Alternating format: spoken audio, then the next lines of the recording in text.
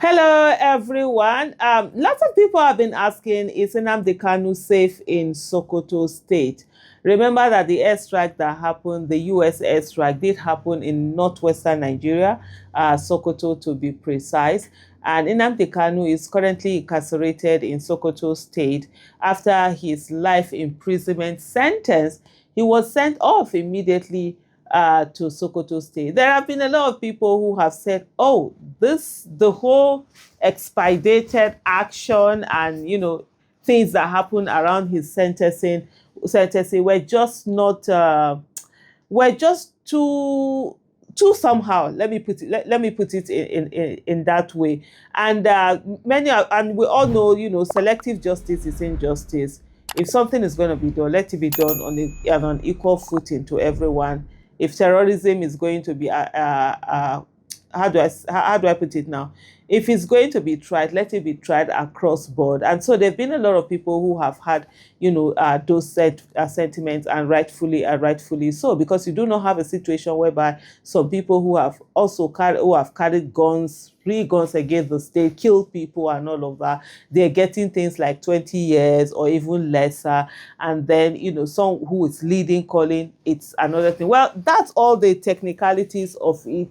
But the main thing that people are asking right now is the father. Is he safe right there? We've seen the airstrikes that have happened by the United States, which of course we saw yesterday. Was it yesterday or the day before yesterday, when President Trump came out to say that they had struck, terrorists in Nigeria. They have had their precision attacks, and he's quite happy with it. And and it has affected quite a number of terrorists. And this happened in Sokoto State, which is the place where Nnamdi Kanu is currently incarcerated. And that's what brought all about this question: is he safe?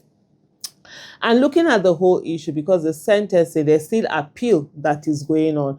As far as Nnamdi Kanu is concerned, he feels he has been wrongfully sentenced. According to him, the whole thing, the law under which he was sentenced was one where he shouldn't have been, because it has been repealed, and so it's no longer a law in Nigeria. So it's no longer a crime. You cannot, convict someone on a crime that it's not a crime. I don't know if that makes sense. That it's not there. Even if it was a law before, if that law has been repealed, then that means it's no longer a crime. For example, this Naira spraying that is going on. If it's repealed, you will say, "Oh, somebody has sprayed money," and then you're going to do that. That's just to use, an example so that we all understand it. And so with that whole going on, and so this concern is also there, because in as much as how do I put it? Or let me say, the way the state of Nigeria is right now, anything that happens to Kanu will be looked upon in certain ways. First of all, his case has not been finished. He's still under appeal. Even the life sentences, there are a lot of issues in the way the judgment had gone, to say did he fully get the justice he was supposed to get? The process that needed to be followed, because there are also some that have alluded to the fact that the manner in which he was brought in from Kenya was not the manner in which the state needed to have brought him. He was like literally kidnapped and brought into the country, rather than seeking for, what's that thing that they seek for when you get them, the state to get someone over to where you are. That Nigeria did not seek that from, I think, Kenya. He was in Kenya when he was arrested, that the Kenyan authority did not even know any of those, were going on. There are some who have said that, "Oh, no, it's not." But of course, again, we've seen ESN, what they've done. We've seen the many people that have died in the southeast, and I know a lot of Nnamdi Kanu supporters do not want to hear but it's a fact. A lot of people have been affected. A lot of people have been killed. There are people who have had to bear the pain of this Monday sit at home. Monday sit at home. You can't come out. People have been killed just because they opened their shops. People have been killed just because they were traveling. They were outside on Monday. I mean, that's also terror. That's infringing on the rights of people. The ESN that were set up, there have been accusations and reports of deaths that have come because they said they found certain people in certain way. Initially, people were like, "Oh, it is saboteurs, that they are killing our. I remember asking, who determines what saboteur is? Who is the person that is going to? Now, so saboteur go reach sote, go reach the person where like you go come they turn to, a saboteur. But issues have to be said. But if you look at it also in the case of Nnamdi Kanu's case, yeah, did Nigeria mismanage it? Absolutely, yes.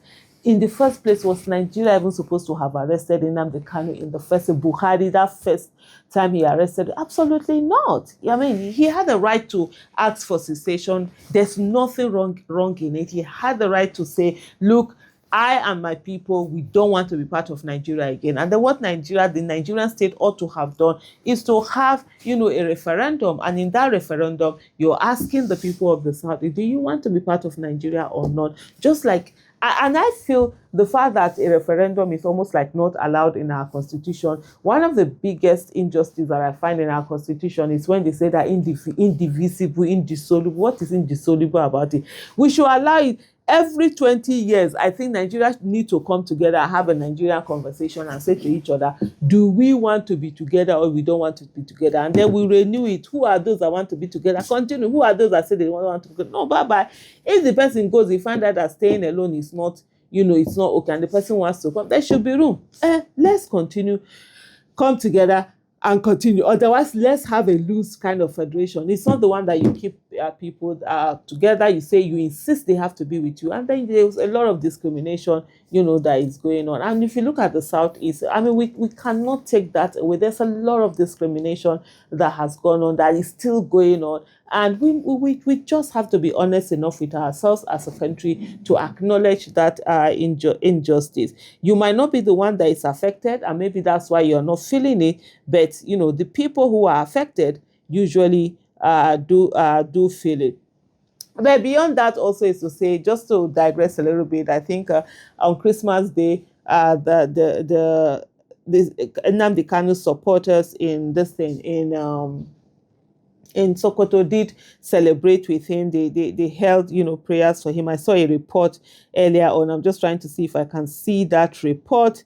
But I'm not. I've not seen that. But those are some of the things that have come out out of the stories on the issue of Nnamdi Kanu. But there are quite a number of people who are quite concerned and quite worried over the fact let something not happen to him.